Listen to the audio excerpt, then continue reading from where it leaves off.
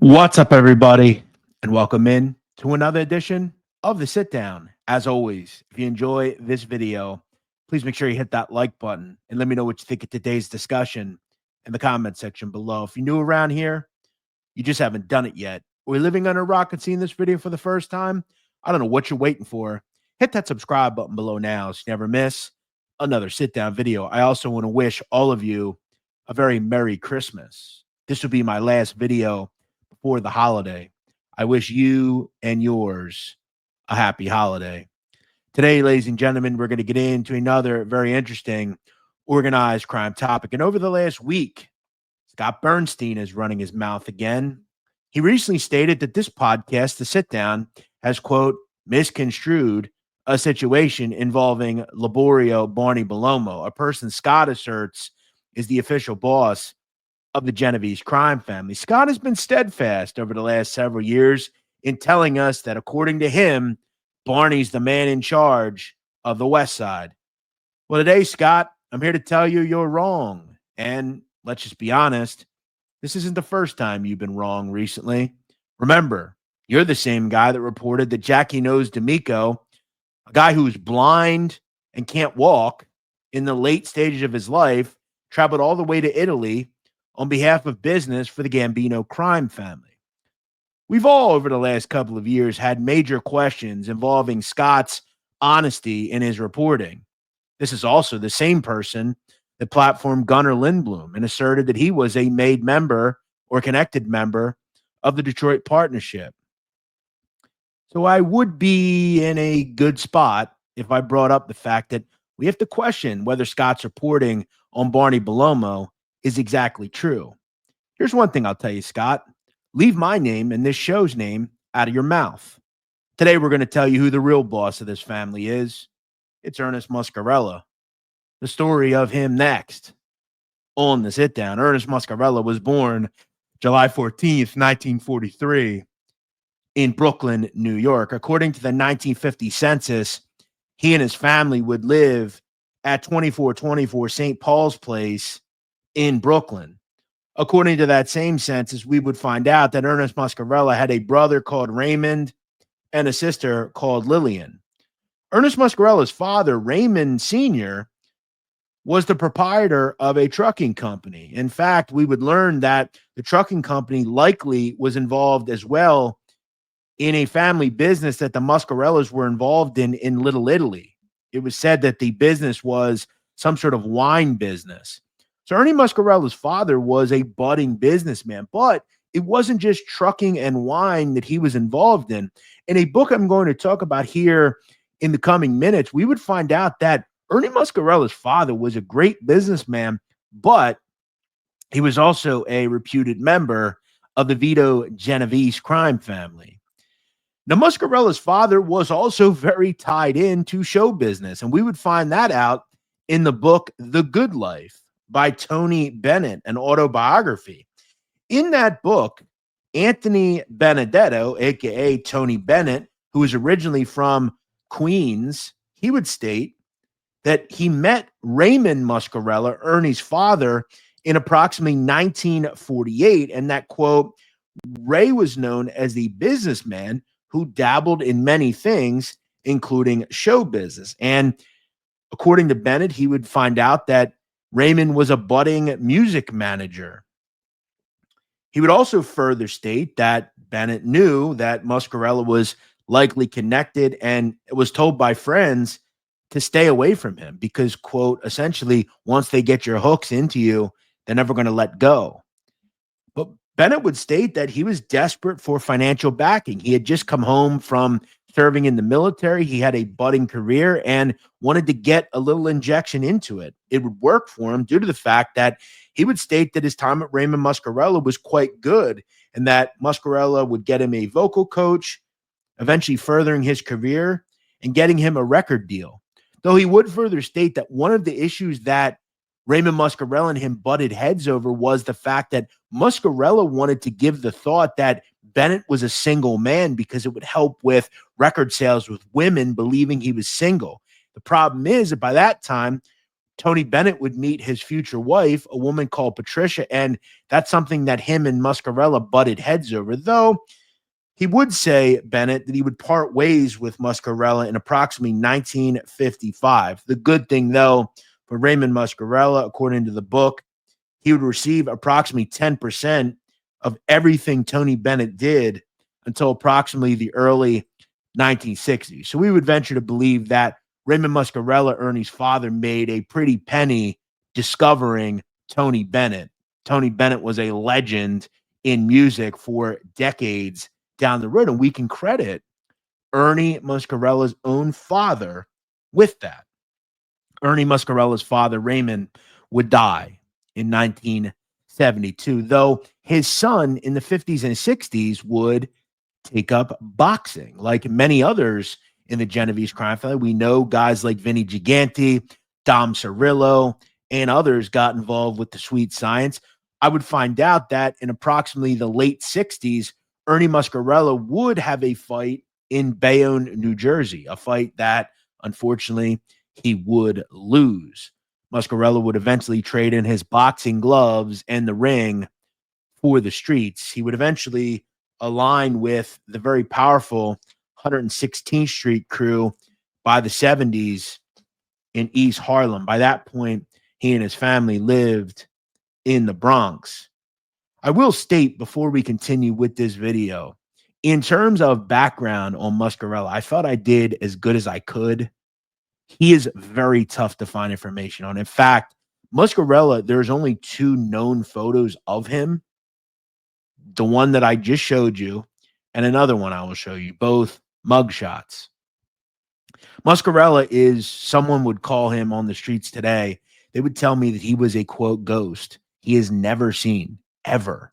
And this is where I'm going to assert that he is the true boss of this family and has been the true boss of this family for decades. Muscarella would be involved in everything from labor racketeering to unions to traditional mob rackets like extortion.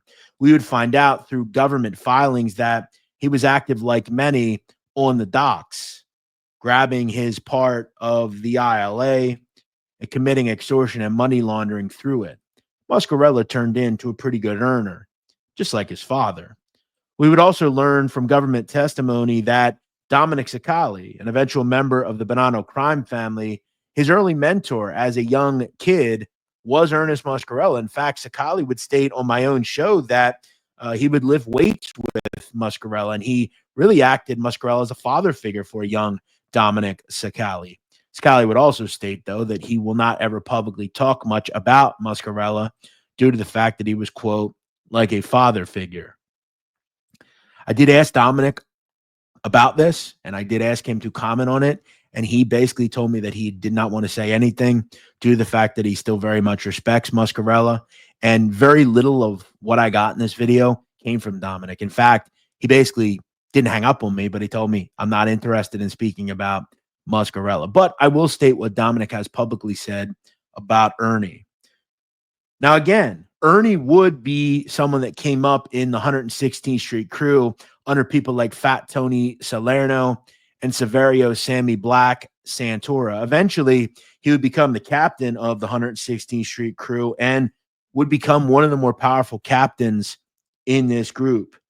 That said, in February of 2002, Ernest Muscarella, alongside other powerful people in this family, including Barney Bellomo, Andrew and Vincent Gigante, and Charles Tuzo, were all indicted by the federal government. The government would allege that the Genovese crime family had a claw and hands all over the docks and ILA, and that they extorted many and then laundered it through various businesses on the docks. Most of the people, including Muscarella, would plead guilty and be sentenced to prison.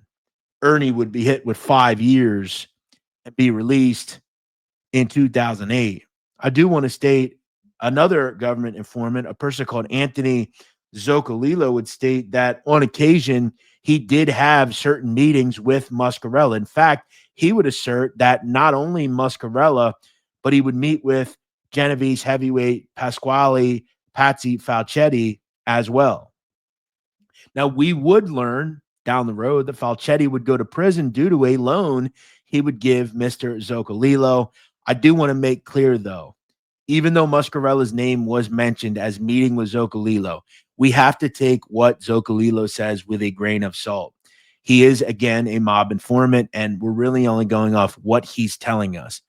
From what I know about Muscarella, I find it incredibly difficult to believe that he would ever meet with someone like Zocolillo. Zocolillo just isn't the type of person I feel like Muscarella would be around. That said, a street source, again, as I said, would state that Mr. Muscarella is basically a ghost. That same street source would tell me, quote, he's literally never seen. He goes to no parties, wakes, funerals, or any other functions. He literally never leaves his house.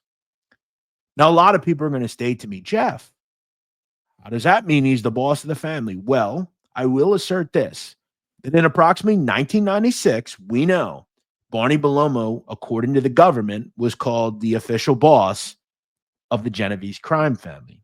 I'm not here to state that the federal government was wrong or anybody is wrong. That is absolutely possible. But what has history told us about the Genovese crime family?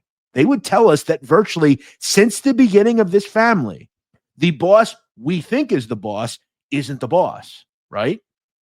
And I'll always state, and I have only realized this recently through several sources that I've talked to, I believe in my heart that in the mid-90s, it's made to believe that Bellomo has been the guy this whole time, but in return, the very older Ernest Muscarella has always been the actual guy at the top, the official guy, because let's just be honest, his behavior to this day, in this last even week, has asserted that he does not want to be seen, just like all the others, Benny Squint, Vinny Gigante, all of them operate just like Muscarella does.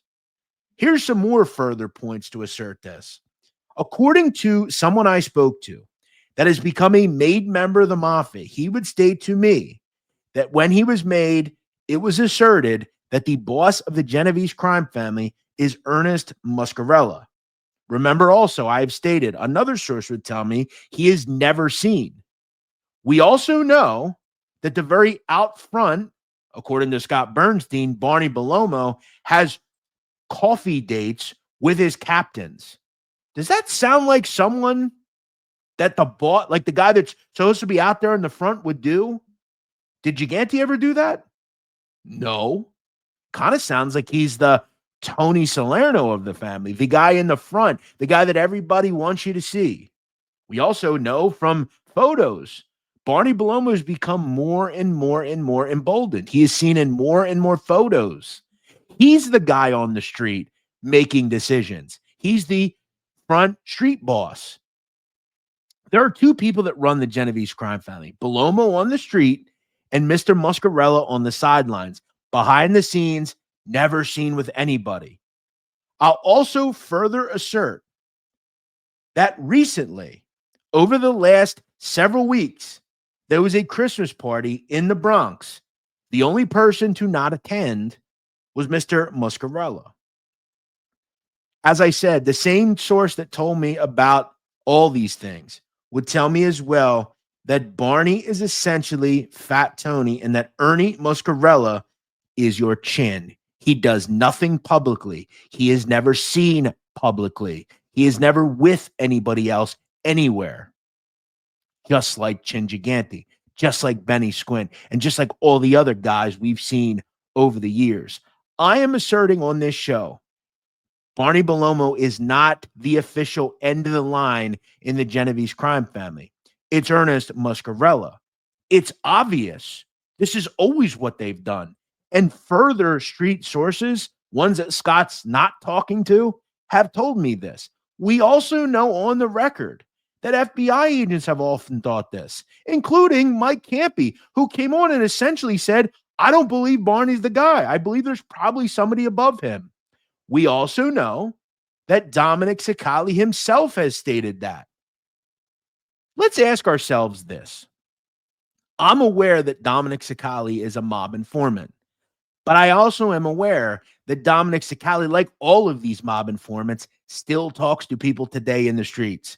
And we know beyond a reasonable doubt, Dominic Cicale has stated on multiple occasions, Barney Bellomo is not the boss. Again, I further assert through other sources that he is absolutely not the official boss in the end. I don't even think the FBI know. I think the smart FBI guy knows they'll never get anything on Muscarella, and he will, at the age of 81, likely die a free man, and likely over the last 20 years has been the guy that has run this family. Everything he has done shows beyond a reasonable doubt that he's the guy. He's never seen in public. He just knows everything comes up to me. You guys know what to do. Again, Bellomo meets with all these people, according to Scott. Does that sound like something a boss would do? By the way, Scott, do you really actually believe that Barney Bellomo has coffee dates with captains? Seriously?